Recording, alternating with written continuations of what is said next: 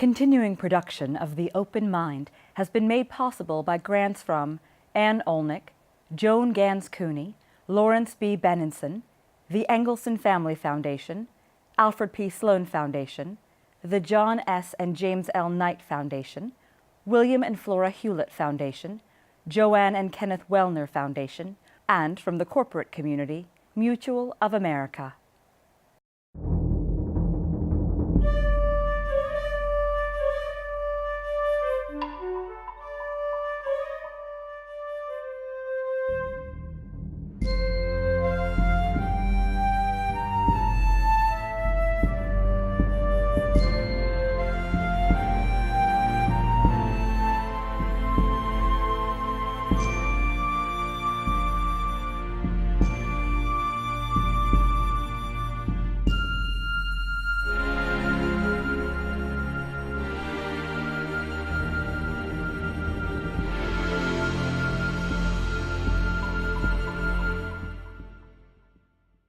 I'm Alexander Heffner, your host on The Open Mind. My guest today is director of the Women's Media Center Speech Project. Soroya Chemaly is author of the forthcoming Simon & Schuster book, Rage Becomes Her, The Power of Women's Anger. An award-winning activist and writer, Chemaly focuses on the intersection of gender in our politics, media, and culture. An explosive, poignant examination of contemporary womanhood, feminism, and its plight and justified fury at the condition of the political system, Chemaly's book is essential reading to understanding the gender inequities that pervade America. Indeed, Lady Liberty has been discriminated against, defiled, and diminished, even in this present millennium. So today we'll consider the counteroffensive to reassert women's status, to channel that anger towards constructive policymaking, toward the goal that our politics, the U.S. Senate and House of Representatives in particular, and ultimately the White House, will be more representative of the women whose votes in each election, election after election, outnumber those of men. Soraya, pleasure to have you here. Thank you so much for having me, Alexander. To me, that's an important opening context. The fact that women are the majority of the folks who vote in each election cycle, and yet they're not represented adequately, not even reflecting the sort of base level that they should be. Why is that still today? Well, I think a lot of people make the assumption that women will always vote for women and they will always vote in their own interests. But that's a very complicated proposition, particularly if you look at our political system as the ever-evolving end result of millennia of politics and religion and social norms. And so women, as much as men, are subjected to our society's expectations about gender roles. And that undermines us as leaders because the superstructure of our social organization, of our workforce, of our philosophy, of our science, favors men's perspectives and ideas and conflates masculinity with leadership and femininity with nurturing. One's public, one's private, it's all very Cartesian. So we are deep in the trenches of a backlash that reinforces those ideas, that wants to put women back in the private sphere, which of course really in the United States mainly meant upper middle class white women, immigrant women, black women, working class women were always working, always in the public sphere, but not as politically powerful people that had leadership roles. And now women want those roles, are capable of having those roles, and so we're in the weeds of the biases and nuances that are impeding our ability to have equality. What are some examples where that conflation does not occur? The conflation between masculinity and leadership? Right. Well, to the betterment of women. So when women claim leadership or authority in areas that they are traditionally associated with, so I can be an angry mother. So if you look at conservative women politicians, one of the first things they do is squarely prioritize motherhood. So you think of mama bear politics, you think of Sarah Palin, claiming this role. And that's a way of easing masculine confusion or threat. That's saying, I know what my priorities are. I'm a woman, I'm a mother first, right? And so we know that when women are mothers, they can be angry. if they're angry as teachers, as educators. If it's a nurturing role that confirms gender binaries, then women, generally speaking, are free to do that. But if they transgress into spaces thought of as traditionally the realm of men and their authority, their attempts to claim power or leadership or public authority are renounced, they're rejected, often quite with a lot of hostility. So if you look online, one of the most harassed group of people online are women journalists, because they're speaking publicly and they're saying, I know, I have knowledge, and I have the authority to do this, and I have this status, and so they're subject to enormous amounts of harassment. What about in terms of the body politic or the public square broadly, cases where the conflation doesn't occur because we were, as a society, or these particular women, were able to transcend, either so that their rage or their anger was interpreted more acceptably, Right. or because they became household familiar names. I'm thinking of women like Doris Kearns Goodwin Right. or Cookie Roberts, people who became acceptable not Public because space. they were women necessarily, but Right. because they had that expertise. Right, and that's definitely the case. I mean, we know that women have expertise. They are well trained, they're some brilliant thinkers, and they can speak publicly. But very often they're in a position where they're the lone woman, the exceptional woman. So it's not normal for women to be in those positions. There are several funny descriptions for what that's like, whether it's in media or academia. Katha Pollitt once coined the phrase the Smurfette principle, which is one woman in a group of 10, right? And we see that over and over and over again. And so there's no doubt that we have these exemplary women. What we need, though, is many exemplary women. We need exemplary women to be considered normal and not exceptional. Women are fighting for a certain justice that is specific to their gender, that has been targeted ceaselessly for decades. How do they come out of this Me Too movement moment with a broad respect, because they're channeling the rage effectively to prosecute criminals who should have Right. been jailed years ago, Right. or who should have been off TV years ago? What's the next step for Me Too? So I think that it's easy to point to a person who's clearly acted in criminal ways. Frankly, that's the low-hanging fruit, right? Yeah.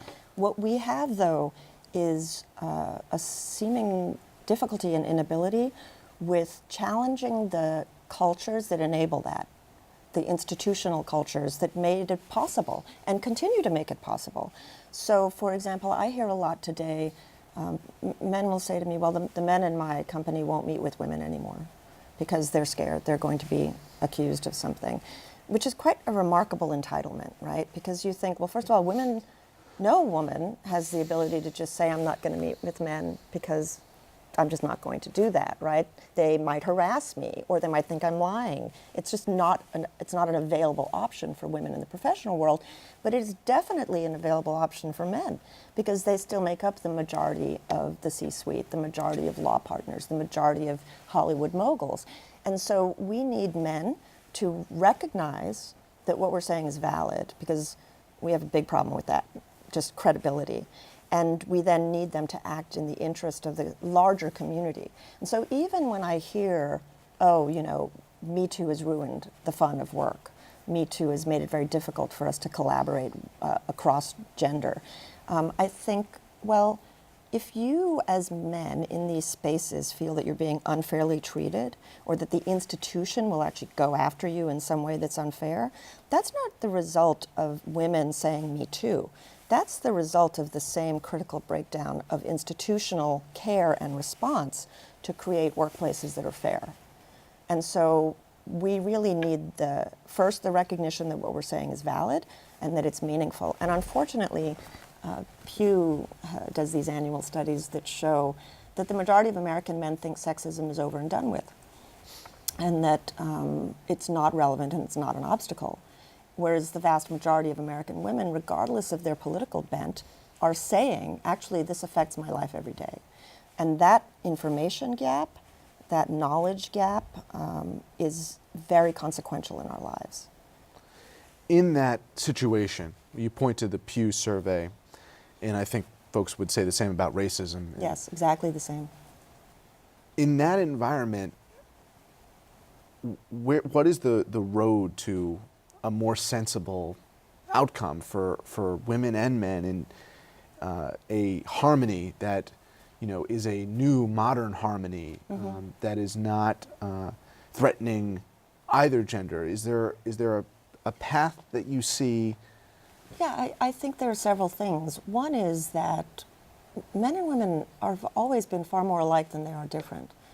But our culture really exaggerates differences, and it does it institutionally. So if you think again of our labor force, we have an immensely sex-segregated labor force, and that starts off in schools. It starts off in early childhood socialization.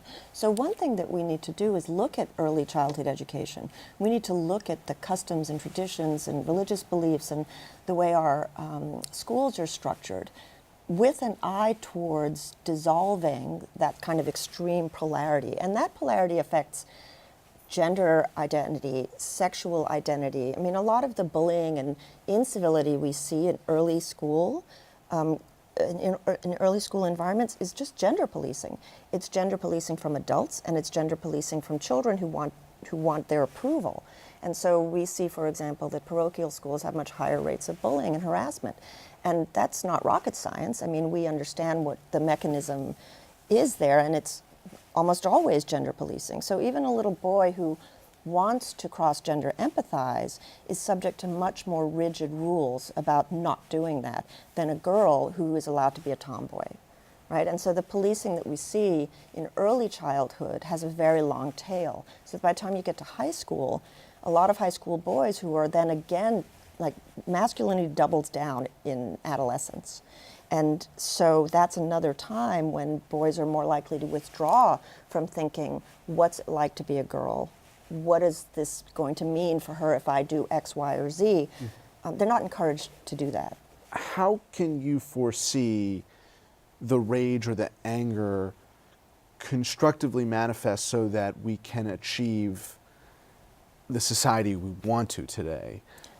So I think we're seeing it, right? I mean, if there's any silver lining to this presidency, it is that literally tens of thousands of women are running for office. I mean, it is an historic shift. And so women are voting, yes, but this shift towards saying, I can run for office, I'm going to run for office, is really unprecedented. And so all of the organizations, mainly democratic ones, that support women running for office, they either train them or they try and get them funding or they support them in other ways. They've We had all Amanda seen, Lippman here yeah, doing that. Yes, Yeah. that's right. And so they've seen exponential growth in interest.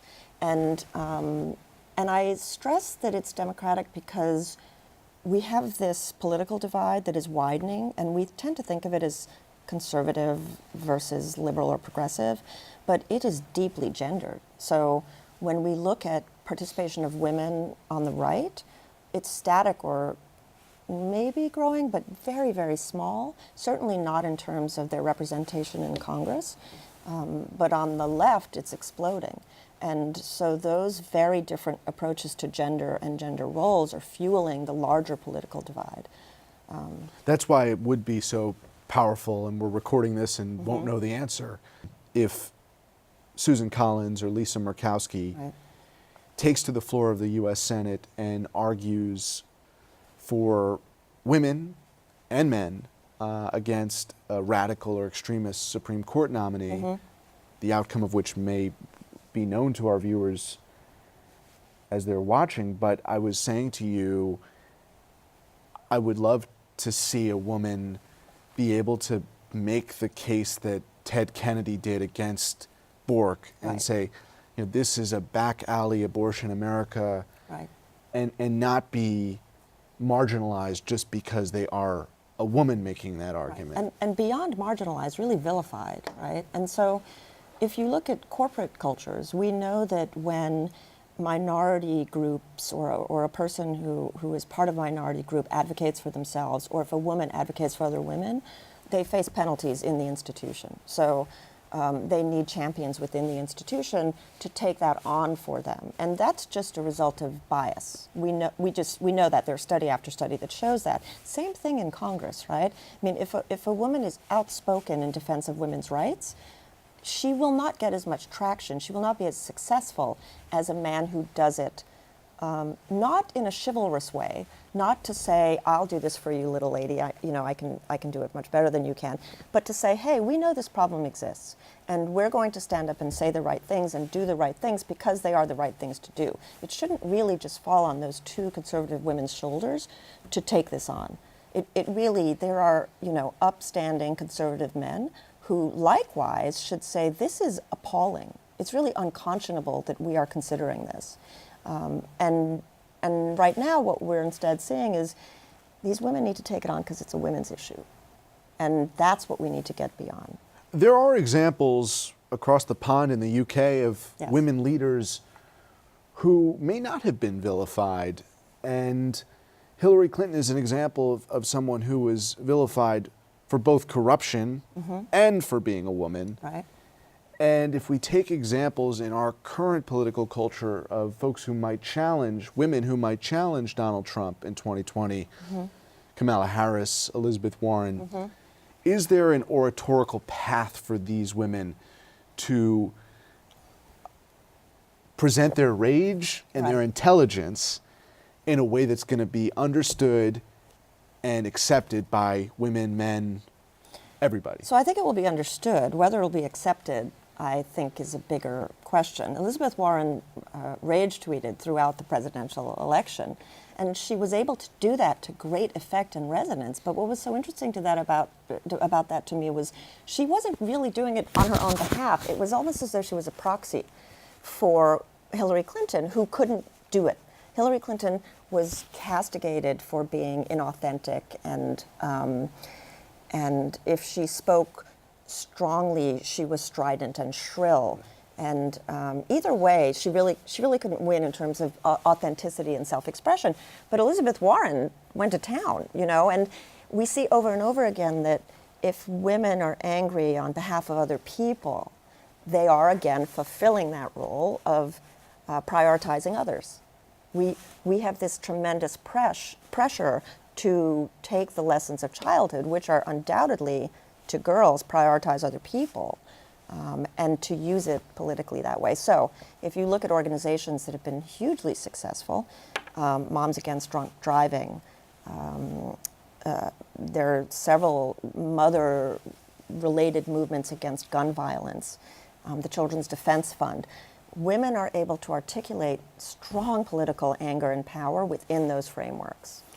So I think it'll be interesting to see what happens. And I think we really can't talk about that and the role of these women politicians without talking about race and colorism.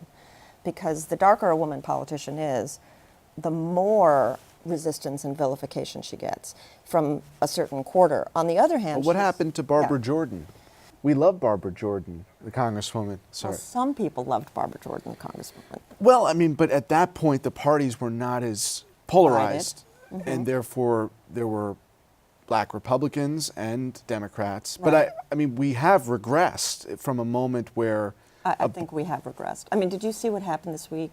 I don't know when we'll air, but this week with Maxine Waters. There was a California prosecutor who shared a post in Facebook. The text that he wrote in Facebook was horribly racist and misogynistic. It was really just unbelievable that he posted it. And he has, of course, stayed in his job because he has free speech and he has the right to say this, and people at his place of work believe it doesn't affect his work. But this woman is often outspoken. She's had her mic cut off by a contractor at a conference because she's speaking and he really didn't like what she said. You know, she's been targeted for years for speaking in anger and very clearly and in opposition, and she hasn't really backed down. But I think someone like Barbara Jordan was a moment in time, and yes, we embrace certain people. But right now, we don't have that. Well, it occurred to me what that might have possessed, that moment. And that is a moment when nationalism and feminism work in a unison. And unfortunately, Waters has been maligned to the point where you can't view her without looking at, it's the like you talk about in the book, it is casting dispersions, otherizing someone on the basis of their race or their political allegiance. But that seemed to me to resonate.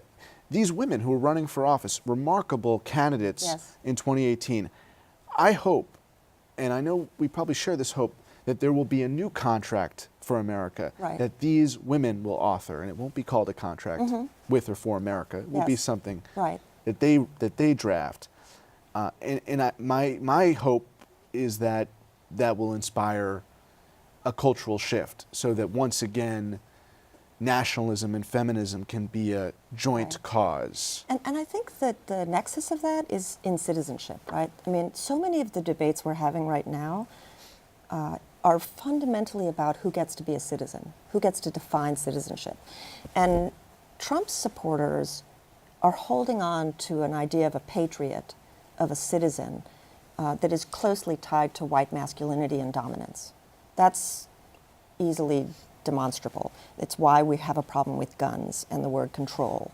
And what we're seeing in this efflorescence of diversity and of women running for office and this polarization is a stake in the ground that says, actually, no, we're full citizens. And that doesn't mean we're happy that you're giving us some rights. It means we are demanding to be fully participant, to define what the culture means, to shift and to contribute to how we think of our politics. And I think that's what we're seeing now. And so the 2018 elections, the degree to which we have confidence in that change, confidence in these women as leaders and capable of defining citizenship, we'll see. Rage becomes us. Rage becomes us. Rage is us.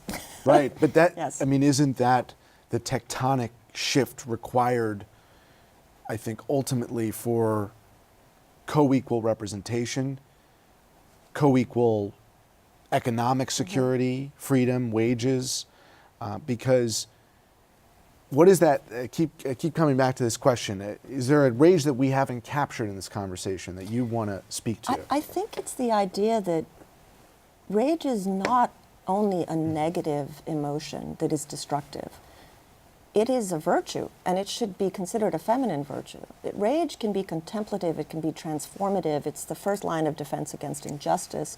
Rage is the response to threat. I mean, we have anger is tied up in so many different aspects of our lives and our emotions, but it's directly tied up to our political lives and our economic lives, because we're constantly having to manage these feelings. And if you're a woman, you are seriously constrained in your ability to defend yourself and to advocate on behalf of the ideas that you may believe in or the political positions that you might want to strengthen by restrictions on this emotion, by restrictions on the expression of anger. And that starts off in early childhood, and it's tied deeply to gender role expectations and expression.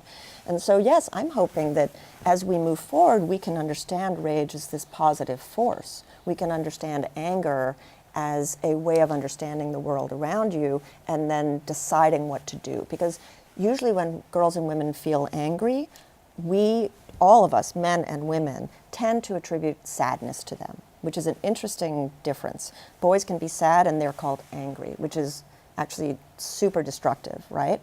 And so boys don't have much leeway to express many emotions, and they're not ever taught to think about or talk about those emotions. Studies show over and over again that adults and parents will talk to boys about anger, but not about other emotions, whereas with girls, they'll talk about almost anything but anger.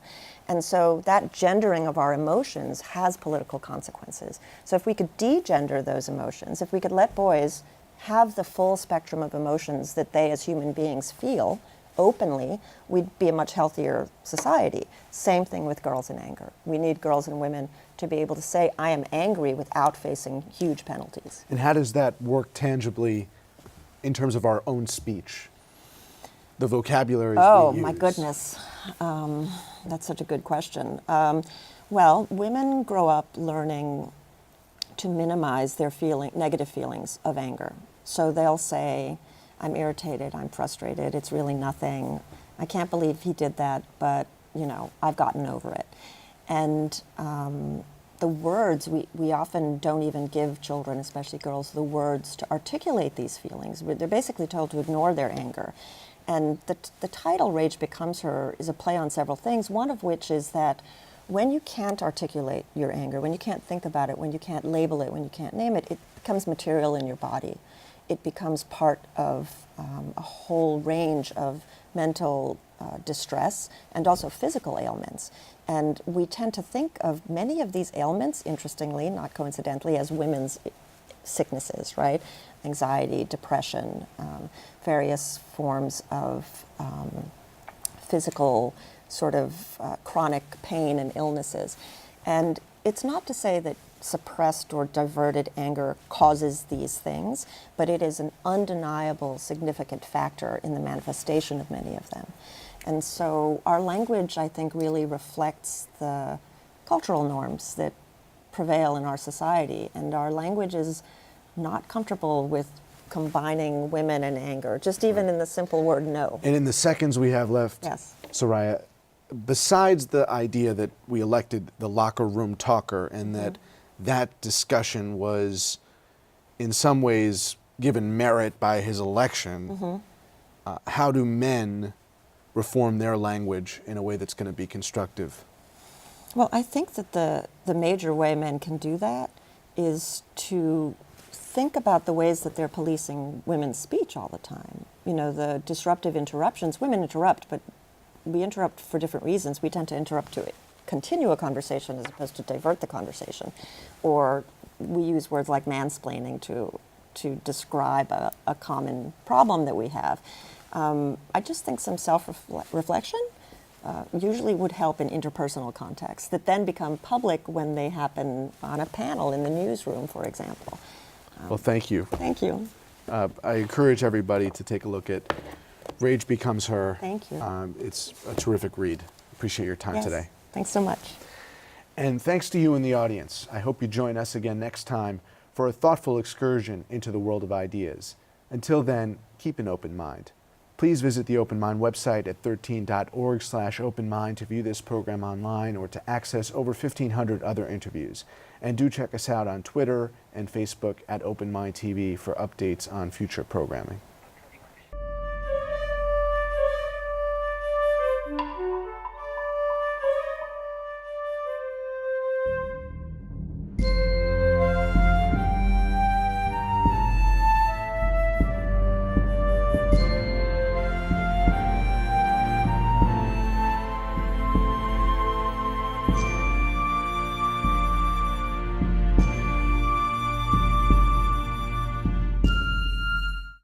Continuing production of The Open Mind has been made possible by grants from Ann Olnick, Joan Gans Cooney, Lawrence B. Benenson, the Engelson Family Foundation, Alfred P. Sloan Foundation, the John S. and James L. Knight Foundation, William and Flora Hewlett Foundation, Joanne and Kenneth Wellner Foundation, and from the corporate community, Mutual of America.